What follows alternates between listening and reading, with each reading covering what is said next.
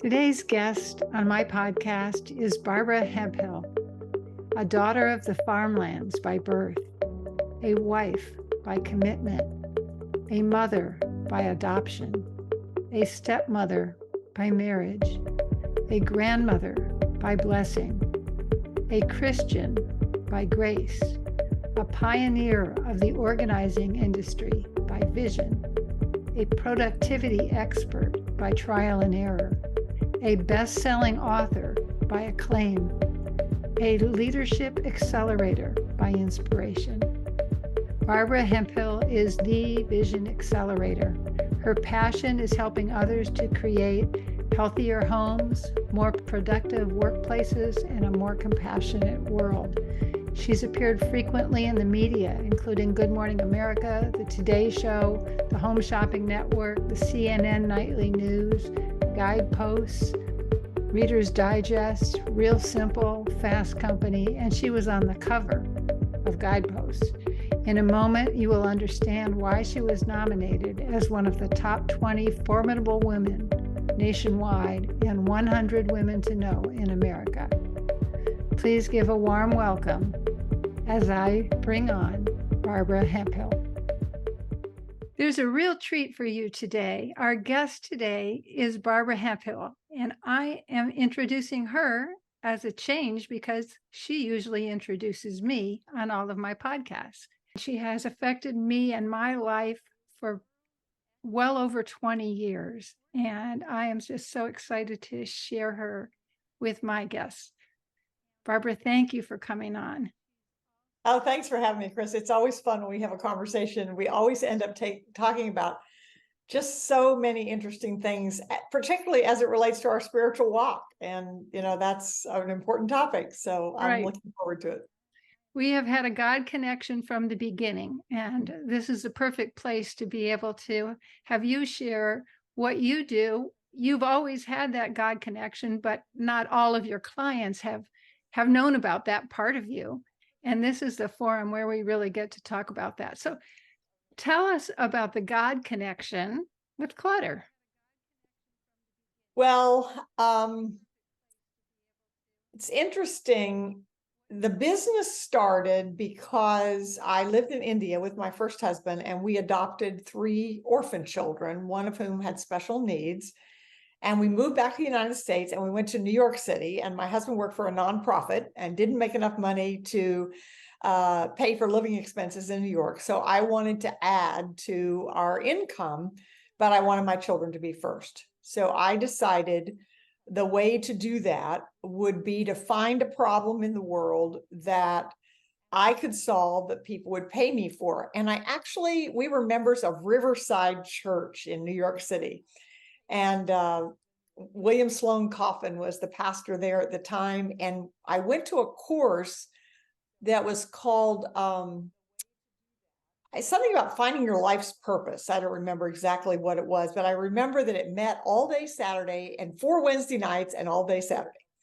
And it was like I was trying to figure out, what to do. And someone said to me, I would describe the things that I did, because this course was about what have you done in your life that brought you joy, or that you liked, or that made you feel good. And I mentioned that at one point that my aunt and uncle were missionaries in Africa. And whenever they would come home on sabbatical, they had 5 children. And whenever they come home, I'd always help them organize their house. And then when I was in college, I was an au pair for a very wealthy family in Kansas City. And she had taken cooking classes in Paris, and I was always organizing them things. And everywhere I went, and when I was a child, people loved to have me babysit, because when the children would go to sleep, I'd organize the house, because I couldn't stand to be sitting around and see it disorganized. And so they'd come back and I'd organize their house. So I never had trouble getting babysitting jobs. I can imagine. What a bonus. Yeah. At that point, I didn't know what God was up to, really. But now I know that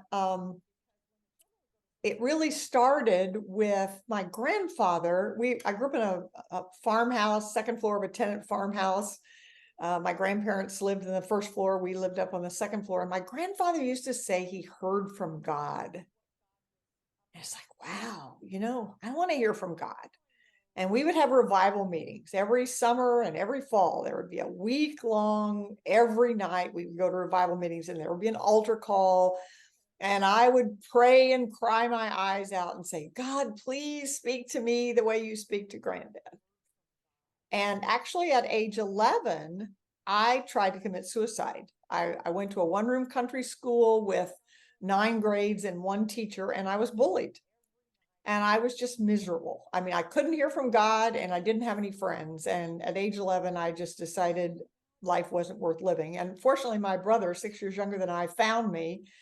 And I'd put a dry cleaning bag over my head, and he found me and stopped it. So that was a beginning in my life. And then I decided that with God, basically, it's like, okay, that was a struggle.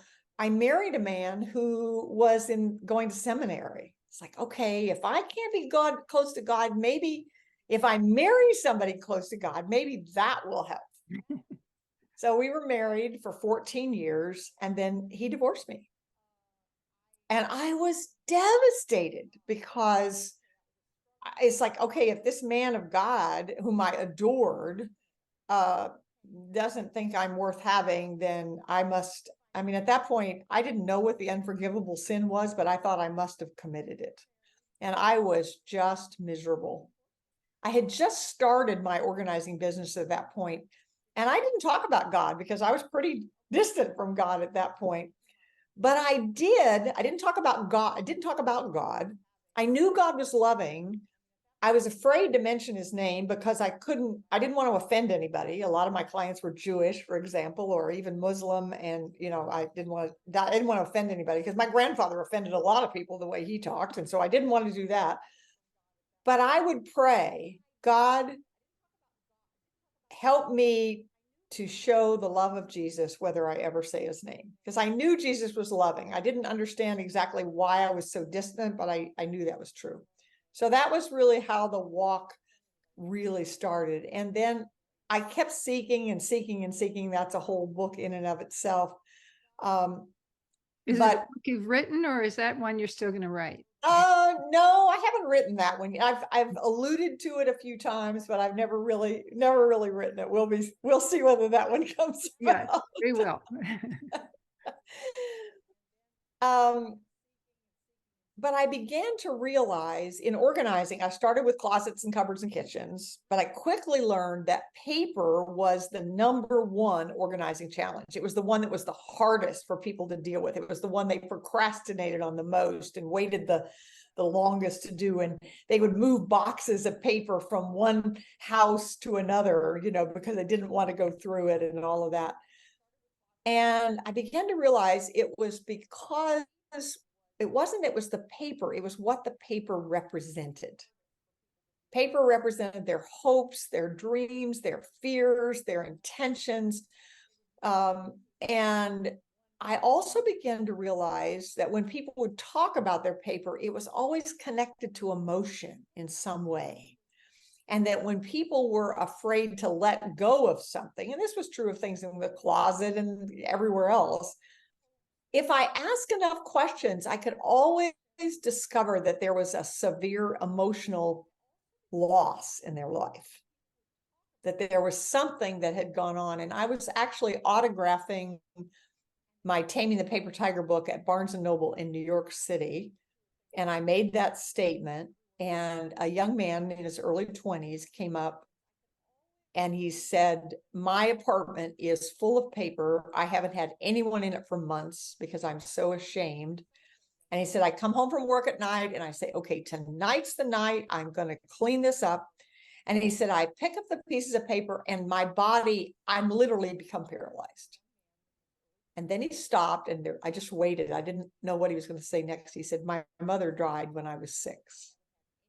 He said, are you telling me that I have to deal with the emotion of losing my mother before I can handle my paper? I said, well, I'm not a health professional. so I can't answer that, but I can tell you what I know from experience. And that is, if you find someone that you trust, most likely it will not be a family member, but someone that can help you decide.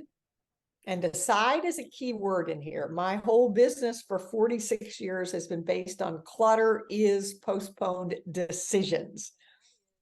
And so if you can have someone help you decide what you need and want to keep, not what somebody else thinks you need to, but what you do, because it is an art, it's not a science.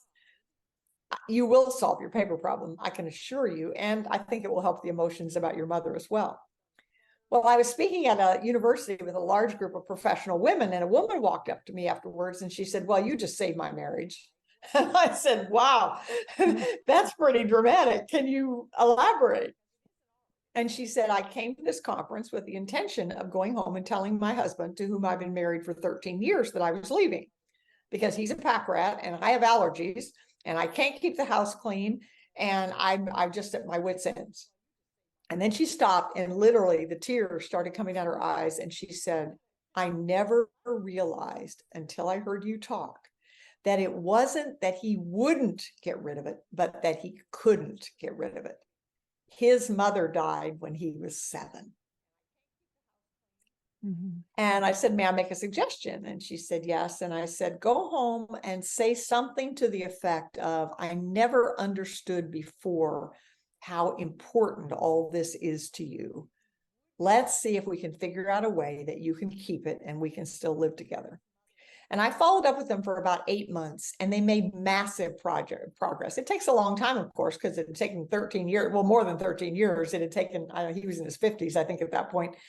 It had taken 50 years to get to that point, but they made massive progress because the more we tell someone else to get rid of it, the more they hang on. It has exactly the opposite. In fact, I joke, I wrote a book called Less Clutter, More Life. And the premise is that physical and digital clutter is a symptom of emotional and spiritual clutter.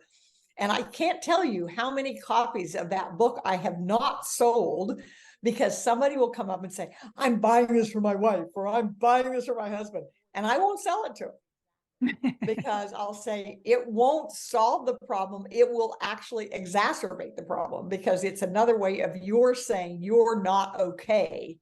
And it will have the reverse, the reverse effect.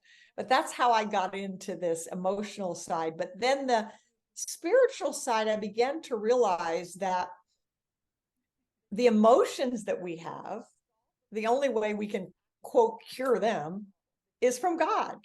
I mean, it's only God who can help us cure those emotions that say, "I'm dumb, I'm too old, I can't do that, that'll never work." All those negative things that we tell ourselves. And the lies that we tell ourselves, that we need to find out what is the truth. And I think the Holy Spirit is the easiest way to find out what the truth is once you start to uncover those lies. Oh, that is so absolutely true. One of the questions that we have our clients ask when they're deciding whether to keep something or not is to ask the question, does this, whatever this is, whether it's something physical or even an idea in your head, does this help me accomplish my work or enjoy my life? And if the answer is no, then if something doesn't help you accomplish your work or enjoy your life, by definition, it's a clutter, and I don't think you can afford it. But I had a new thought today, and it's one of the reasons that I just love what I do, because new things come, and I hadn't really thought of this before. So I've heard this saying, and I might have even heard it from you, Chris, I'm not sure, where everything that we do or say either brings people closer to Jesus or farther away. Ooh, that's a pretty heavy responsibility. And well, but if you think about it, if you think about it, it is. Well, I got to thinking about it. Another way to ask that question is this item that I'm agonizing over, is it bringing me closer to Jesus or is it taking me farther away? Well, actually, I decided that the best preparation for this podcast today would be for me to do some difficult decluttering last night. Oh, good for you. So I went to my jewelry. Now, that's always a hard one because, you find a pair of earrings, you haven't worn them in years, but they were valuable at one point, and they're so little that if you put them into your little bag of stuff that you're taking to Goodbye Clothes or the thrift shop, they'll get lost, they'll get separated. You have to do work to even donate them properly. But also, a lot of jewelry has been given as gifts, and some of it, I came across a pair of earrings I haven't worn in a really long time, but they were from somebody very, very special who I don't see because she lives in another country.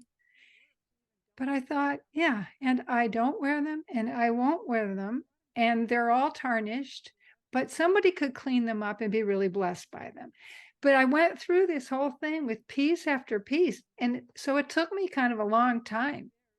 But I opened up the cabinet this morning to decide what to put on. And there weren't very many things left to choose from. It made it so much easier. And that's part of the thing, is we're not distracted by the stuff that we're getting rid of. Well, it's interesting you chose that as an example, because when I was writing Less Clutter, More Life, I wrote it with Louise Boignet, who is the photographer. They're beautiful, beautiful photographs in the book. I know. And she struggles with organization. That's one of the reasons she was attracted to me in the first place, is because of that. And we've become really dear friends. But as we were writing the book, she had never been a client of mine. And I said to her, Louise, it doesn't seem authentic for you to be writing this book if you haven't ever experienced. She's not doing the writing, she did the photographs and I did the words, but it's Right. like, you've never really experienced what it's like to be my client. And I think you should. So she took on the challenge and she chose her jewelry drawer. And there's actually a little vignette in it about going through it and all of the things. And that was 2014. And we were just on a podcast recently, and she said, and I want you to know my jewelry drawer is still perfectly organized. And I love it because she said, I see it every single morning. Yeah. So that brings up something that's, I think, very significant. A lot of times people are afraid to hire anyone to help them organize because they think what will happen is they'll tell them to get rid of everything. But that's not it. First of all, I would never say that to a client. I would say, if it were mine, I would do such and such, but I would never say you should throw that away, because that's not my right to do that. But there's something that we call, my company that I formed is called Productive Environment Institute. And we have something that we call the cost factor.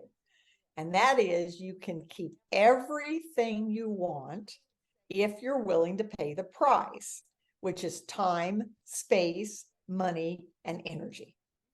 So there isn't a right or wrong. There literally isn't. In fact, probably 30 years ago, I had a client who was in the public relations business in Atlanta, Georgia.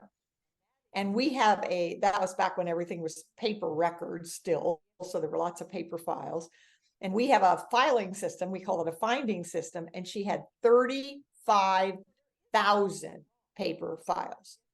And it took an entire room, and it took two people to keep Was this a company or an individual? A company. Yeah, it was a company. It was a public relations company.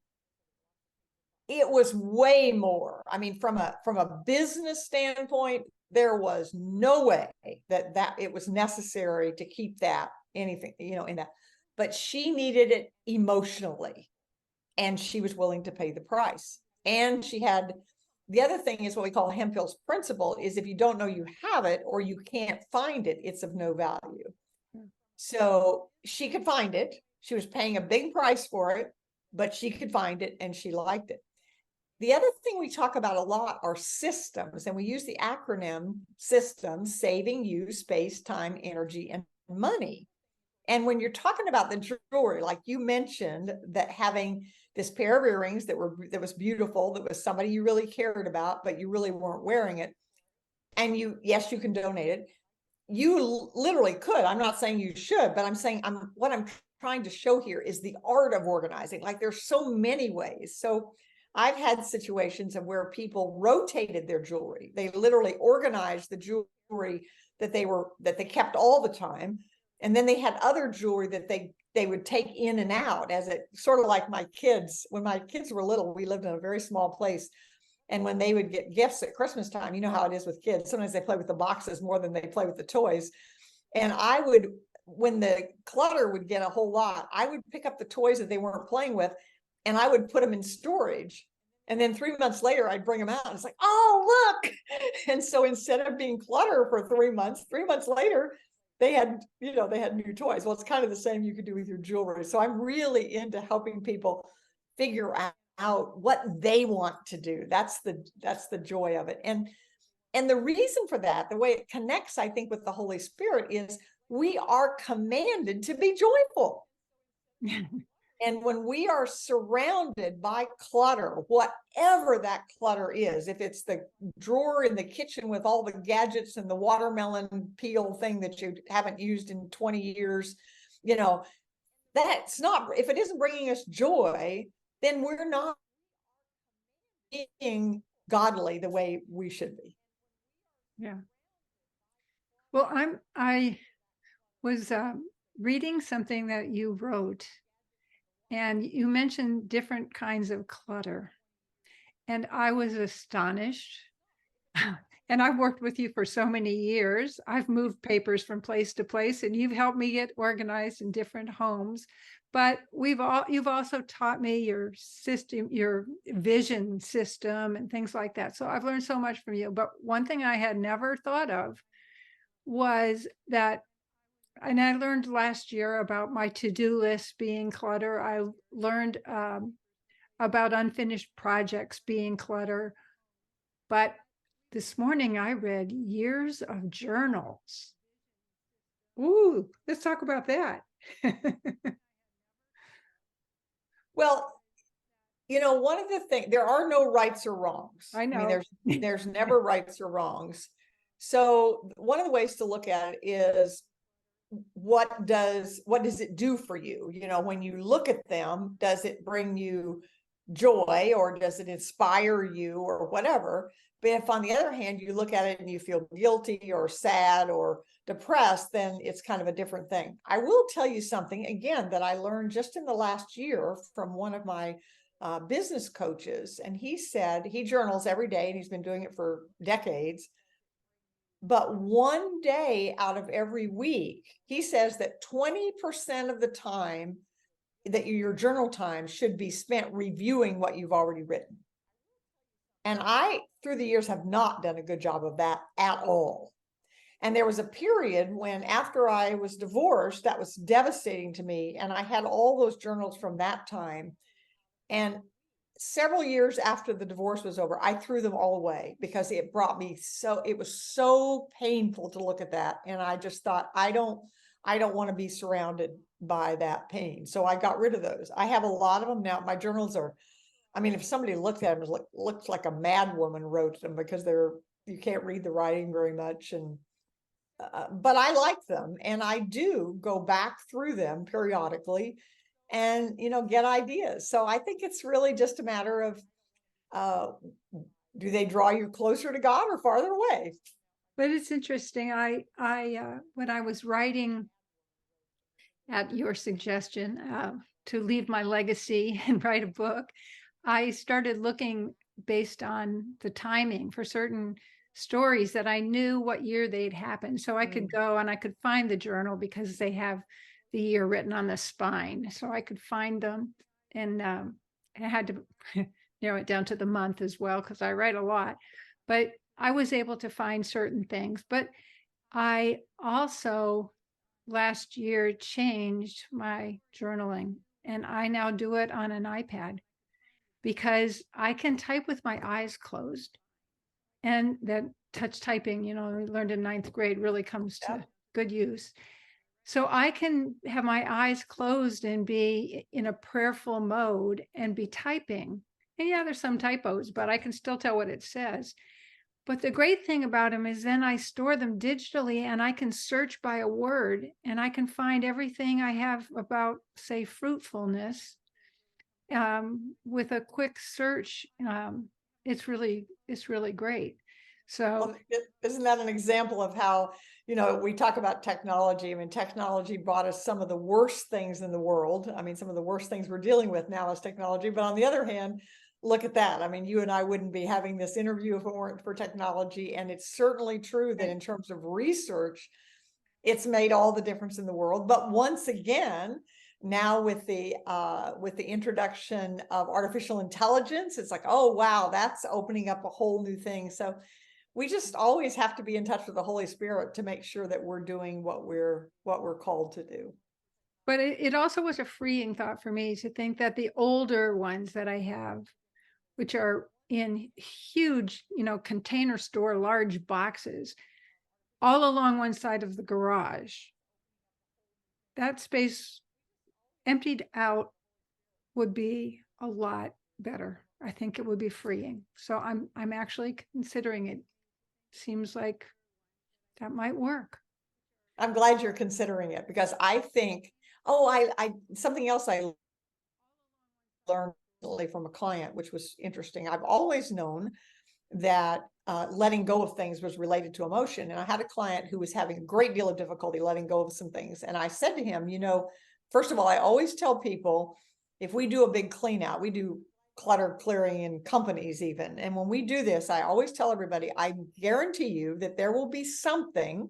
It'll probably be true of your jewelry, Chris. There'll probably be something that you got rid of the jewelry, and next week or 5 years from now, you say, oh, I wish I had kept that. But you have to remember what the price was you were paying for keeping that. And there's also a good chance that if you hadn't done the decluttering, you wouldn't have even remembered you had it, or you couldn't have found it. So I always warn people that way. But I said to the client, no one in 40 plus years who's gotten rid of clutter has ever come back to me and said, I'm sorry I did this. And believe you me, when I first started in this business, because there was nobody else that ever done it, so I was just making it up as I went along. I literally used to lay awake nights thinking somebody's going to come back and say, I got rid of this and something terrible happened. And the closest it ever happened to is I did a large association in Washington, D.C. And one of the employees was a real pack rat. And his boss had eked out of his office over into a boardroom next to his office. And the boss had told him, you have to clean the stuff out of the boardroom. Well, he was not very happy about it at all, but he had to do it anyway. And about 6 weeks after the project, I went back just to check on things. And I get off the elevator. I wasn't 6 feet down the hall. And here comes George, who was the pack rat. I said, hi, George, how are you? He said, well, I knew it. I said, I'm thinking, oh my gosh. He said, I just knew it. He said, 4 days after you left, Carolyn from up on the 7th floor comes down and says, George, do you have such and such? And I said, no, I don't have it because Hemphill was here and we threw it away. And I was new in the business. I mean, my stomach's in knots, my palms are sweaty. I'm thinking, okay, this is the end of my career because they're going to say that there was some. And he looked at me and he got kind of a cat-like grin and he says, not a thing. Because what often happens, interestingly enough, in fact, I just had that discussion with a client today, is that we keep things for other people. And I've often joked that the word archives should actually be spelled O-U-R-chives, because it's really supposed to be our, not yours. But lots of times and the client I was talking today was saving something for her husband. Her husband didn't want it saved, but she was saving it because she thought he should. And that is the way it is in a company too. Somebody say, oh, I don't need to keep this because we know that Ann is a pack rat and she has everything. And so, we create pack rats when we behave that way. That's amazing. So your last published book, this Love It or Lose It, what is love it or lose it just the same as the same question? Or because it's kind of funny. You were in this industry way before Marie Kondo. So Right. it's not about whether it sparks joy or not. Yeah, one of my clients said, I have a toilet brush and it doesn't spark joy, but I'm going to keep it. Yeah.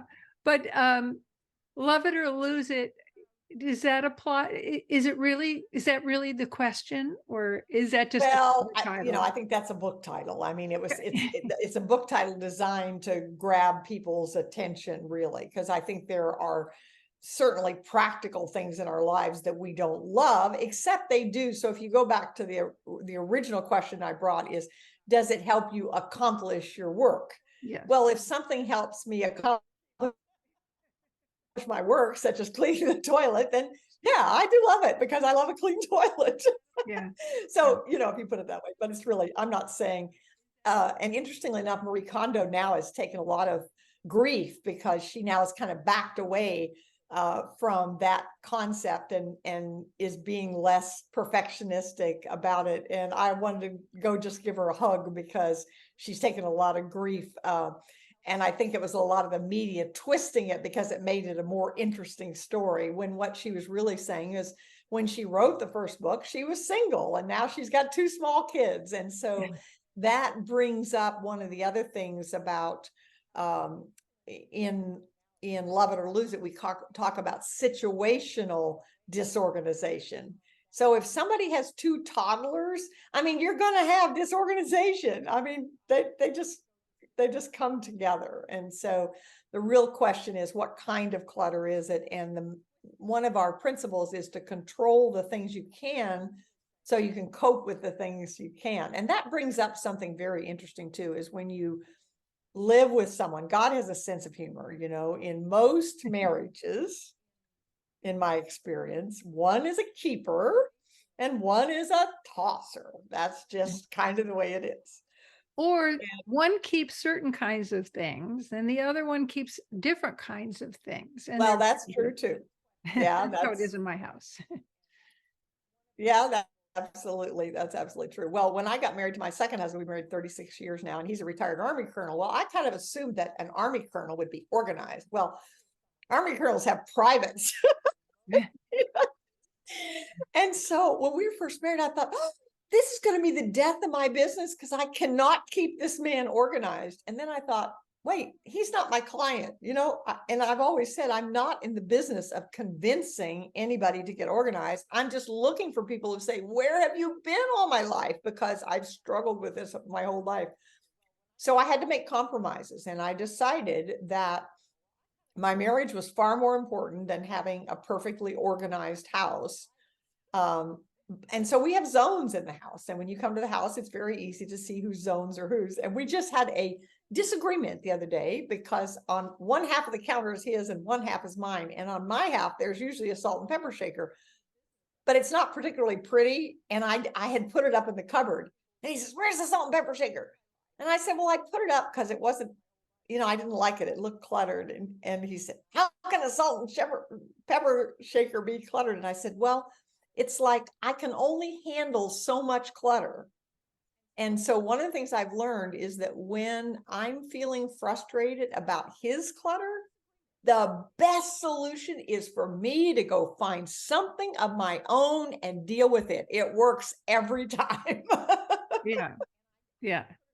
Well, there are certain personality types that can deal with frustration or all sorts of emotional things by tidying up.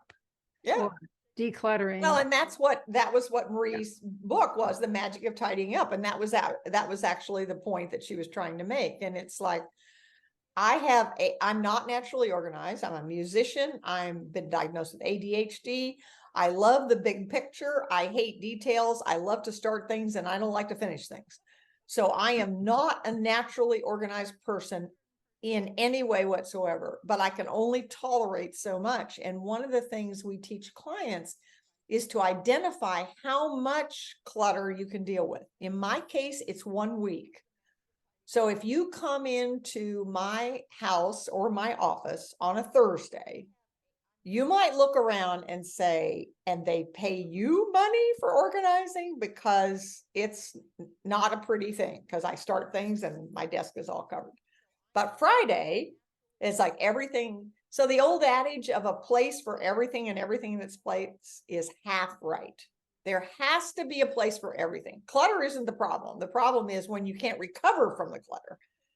And if you have a place, then you can always recover. The problem is when you don't have a place and you stuff, and then you forget it, and then you buy more, and now you have 3 and you can't find any of them, and it just gets out of hand. So on Friday is cleanup day, and my rule is I have to be able to do it in 30 minutes. Everything has to be back in its place in 30 minutes. Home 30 minutes and office 30 minutes. If it takes longer than 30 minutes, then I know there's an issue I need to deal with. That it means that I've procrastinated about something, or I'm keeping too many things, or I've made something harder than it needs to be. Well, I told that story to one of my clients. He was a male whose wife had delegated him to the basement office because she hated his clutter so much. And he hated it down there. And he said, that gives me an idea. He said, I hate to clean up clutter, but he said, if I would do it first thing in the morning, then I could do it in like 2 minutes and I'd be done. And it was like Brian Tracy wrote a book called Eat That Frog, which was about doing the toughest thing first. And then now, of course, as a Christian, I want to spend my time with God first. So I'm not saying clean up the clutter before that. But that was what he came. It's like, okay, so his level of clutter was 1 day, and the time to pick it up was 5 minutes. My level of clutter is 1 week, and the time is 30 minutes. And it's very helpful. You can't change what you don't measure. And this gives you a way to measure what your clutter is costing you in time.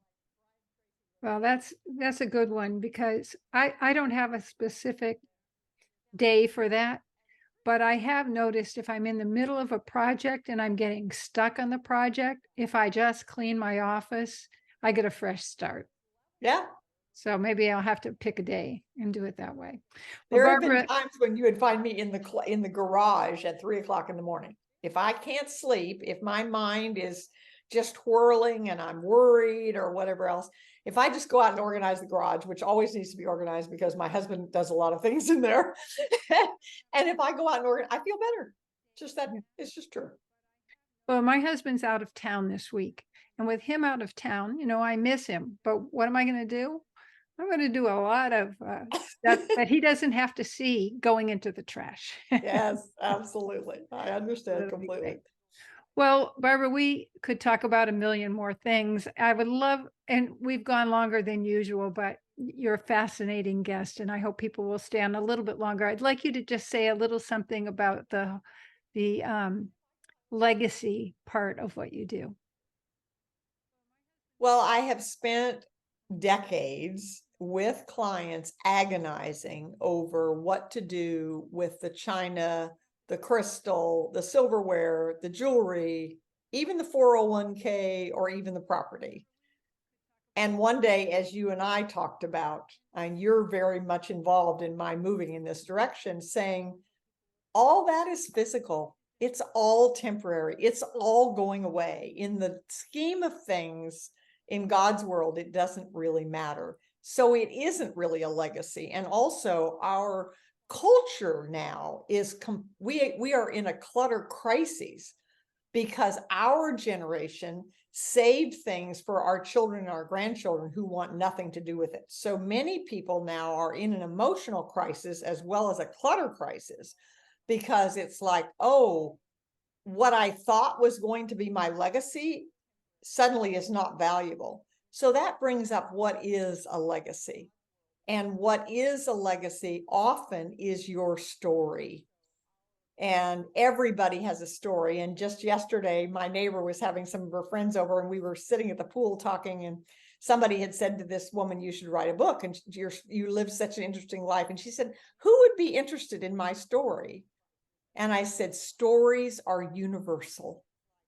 There is no story that anyone has to tell that wouldn't be of interest to somebody else. But another way, maybe it isn't a story, another way, and I love this, one of my coaches tells her clients to ask, when you pass away, what are 3 words you would like to be remembered for? And then live your life so those words will be true. That is another form of legacy. So thinking of, the service I offer now in laser coaching is called Vision Accelerator. And it's looking at your life and seeing what things could you do? How could you live, or what could you create that would be something that would live after you were gone? And one final thing I want to say is that a question, this is a very deep question. I'm just going to end it with this because I think it really gives listeners something to think about. If you were to leave this earth tonight, what regret would you have, or regrets? The answer to that question is a form of clutter. And I would invite you to say, and one of the things we do in Vision Accelerator is, how do we address that problem? What is that problem, and what can we do about it? And one of the ways we always move forward is by asking, what is the next action? Never mind that we don't know what the long term is. We don't know how long it's going to take. It may seem like a huge project, but the word tells us, do not worry about tomorrow, just take care of today. So say, what can I do today, this very day, about that issue? And you will be going a long ways to eliminating the most important clutter in your life. Well, I'd like to close then with a testimony, both to you and to the Holy Spirit, because when you and I did the Vision Acceleration work together, it really, really blessed me. It blessed my husband. It's blessed our kids. So much has changed since then. And that was a little over a year ago. But you really got me to hone in on what was missing, what did I want that I was doing nothing about. And I've also, as you know, written a book since then. It's not yet published, but will be soon. And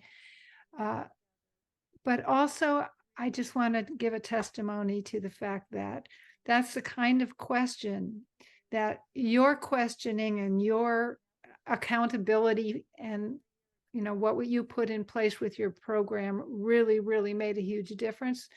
But the Holy Spirit also makes a giant difference, because once you get these questions, even what can I do today? What is my next action? Who better to answer that than to take it to the Holy Spirit? So, amen. I just want to thank the Lord for you and for the important work that you have done and continue to do in all these different ways that it goes out, because it's so multifaceted. Thank you, Barbara, for being here today. Oh, thank you, Chris. It was my joy. I just love you. I want to give you a hug. Can't do that through Zoom, but thank you so very much. Thank you for having me. It was just a joy. Thank you for listening to Christine's Radiant Joy podcast. Please visit radiantjoy.us to subscribe to her monthly Radiant Joy newsletter, to be notified when her next book is released, or to set up an appointment to speak with Christine about Unbound Ministry. And please pass this along to others who might enjoy it.